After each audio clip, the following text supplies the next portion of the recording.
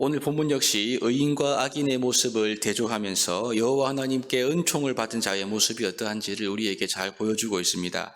의인과 악인을 가르는 기준으로 1절에 보시면 훈계를 좋아하는 자와 징계를 싫어하는 자로 나뉘고 있는데요. 1절에 보시면 훈계를 좋아하는 자는 지식을 좋아하거니와 징계를 싫어하는 자는 짐승과 같으니라 이렇게 말씀합니다. 여기서 훈계와 징계는 동의어입니다.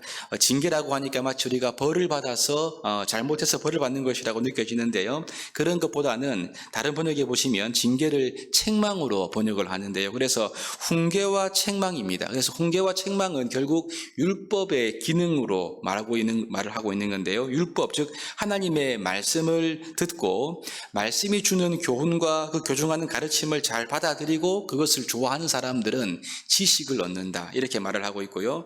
말씀에 책망받기를 싫어하는 사람들은 짐승같이 우둔해질 것을 말씀을 하고 있습니다.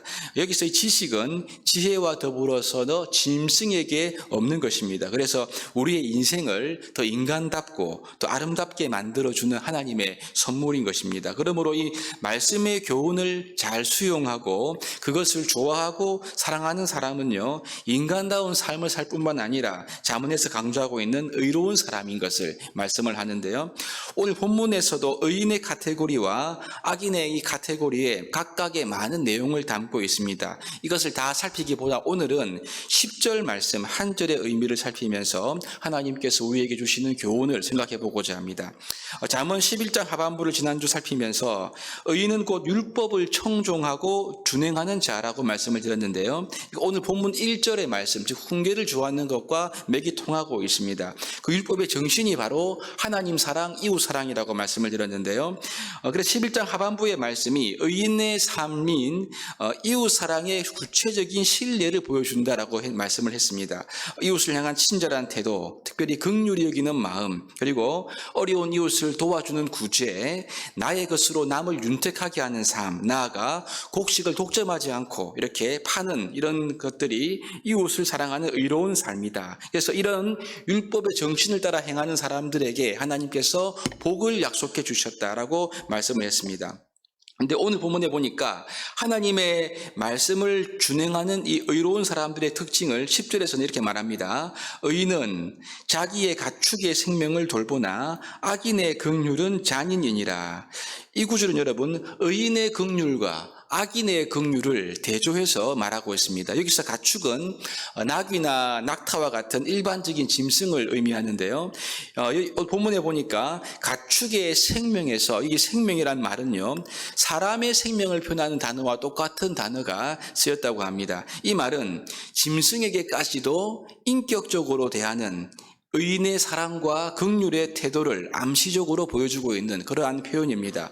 여러분, 그렇기 때문에 하나님의 율법을 따르는 자들, 즉 의인들은요, 가축과 짐승들까지도 하나님의 사랑과 보호의 대상으로 여기고 귀하게 또 소중하게 다룬다는 것을, 돌본다는 의미를 내포하고 있습니다. 이것은 여러분 율법의 정신과도 통합니다. 왜냐하면요, 하나님께서 이스라엘 백성들에게 안식일을 지키라고 말씀하셨을 때 그 안식일을 지켜야 될 대상에 사람들뿐만 아니라 그 집의 가축들까지도 하나님은 포함시켰습니다. 그래서 집의 가축들도 안식일에는 쉬어야만 했습니다. 또 나아가 신명기서에 보시면 재미있는 말씀들이 많은데요. 새의 보금자리에 새 새끼와 새끼 혹은 알이 있고 어미새가 알을 품은 것을 보았을 때 하나님은요 반드시 둘 다 취하지 말 것을 말씀하십니다. 어미새는 반드시 돌려보내라 이렇게 말씀하시거든요. 그러면 하나님께서 너희가 복을 누리고 장수할 것이라는 약속을 해주시는 것을 읽을 수가 있습니다. 이뿐 아니라 소와 나귀를 한 멍에에 매어서 밭을 가지 말라는 말씀을 하시는데요. 이 말은 1차적으로 약한 동물과 강한 동물을 함께 멍에에 씌워서 밭을 가게 되면 약한 동물의 부담이 훨씬 커지는 것입니다. 그래서 힘들게 되지요. 그러니 약한 동물을 강한 동물 동물과 함께 멍에를 메어 약한 동물을 괴롭히지 말라. 이런 의미가 여기에 1차적으로 담겨 있다고 볼 수 있습니다. 게다가 곡식을 밟으면서 타작하는 소의 입에다가 망을 씌우지 말 것도 이렇게 말씀하는데 여기도 같은 맥락의 뜻이 있다고 볼 수가 있습니다. 여러분, 이 모든 말씀들은 우리가 쉽게 지나칠 수 있는 말씀들이긴 한데요. 모두 다 이 동물들을 학대하거나 함부로 대하지 말라는 그런 기준과 선이 나름 제시되어 있는 것을 볼 수 있습니다. 여러분, 언약의 백성 이스라엘뿐만 아니라 이제 예수 그리스도를 구주로 믿고 하나님의 긍휼로 말미암아 의로움을 입은 우리 모두는요, 이제 가축들을 비롯한 모든 자연 만물들을 아끼고 사랑하고 관리하는 데까지 나아가야 합니다. 처음 아담처럼 말이죠.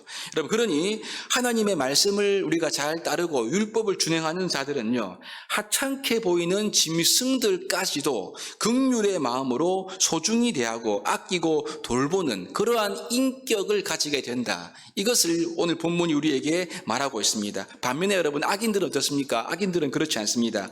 악인은 긍휼이라고 베푸는 것 자체도 잔인하다. 이렇게 대조적으로 우리에게 말하고 있습니다. 여러분, 겉으로는 긍휼처럼 보일지는 모르겠지만 여러분, 악인이 베푸는 모든 긍휼은요, 결국은 자기 자신을 위한 이기심이기 때문에 결국 타인에게, 이웃에게 잔인한 결과를 줄 수밖에 없는 것입니다. 이렇게 여러분, 같은 긍휼이지만 의인이 베푸는 긍휼은요, 사람을 넘어서 짐승들에게까지, 더 나아가 자연 만물까지 확대되어서 흘러가고요. 반면에 악인은 긍휼조차도 잔인하다, 그렇게 말하고 있습니다. 왜냐하면 여러분, 악인에게서는 결코 선한 열매가 맺어질 수 없기 때문에 그렇습니다.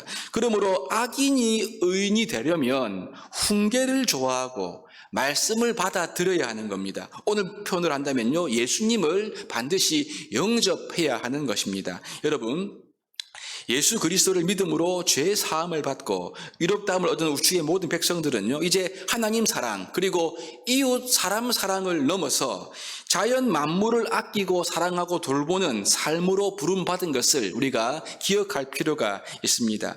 하나님의 은혜가 우리 안에 들어오게 되면 사람을 긍휼히 여기는 마음이 생깁니다. 이것이 은혜이지요. 더 나아가 하나님의 그 긍휼한 마음은 짐승과 자연 만물까지도 긍휼히 대하는 마음으로 발전되는 겁니다. 이 말은 여러분, 우리 존재 자체가 의인, 즉 긍휼의 사람이 된다는 말을 내포하고 있는 것입니다. 바로 이것이 예수 그리스도를 믿음으로 말미암아 구원을 받은 우리들에게 큰 은혜로 주신 하나님의 은혜입니다. 예수님을 통해서 하나님을 닮은 긍휼의 사람이 된다. 이것을 우리에게 말씀해 주고 있습니다.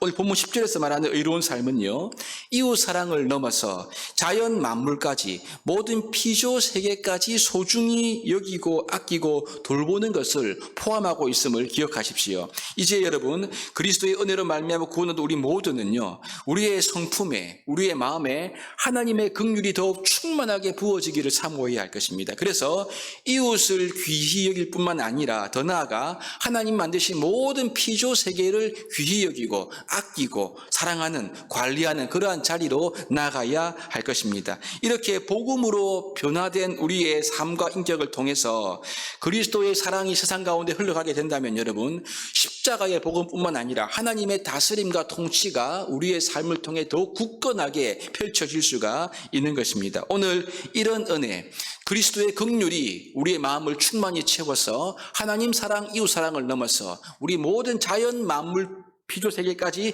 아끼고 돌보는 데 나아가서 온 세상 하나님 나라로 만들어가는 저와 여러분 될 수 있기를 주님의 이름으로 축복합니다.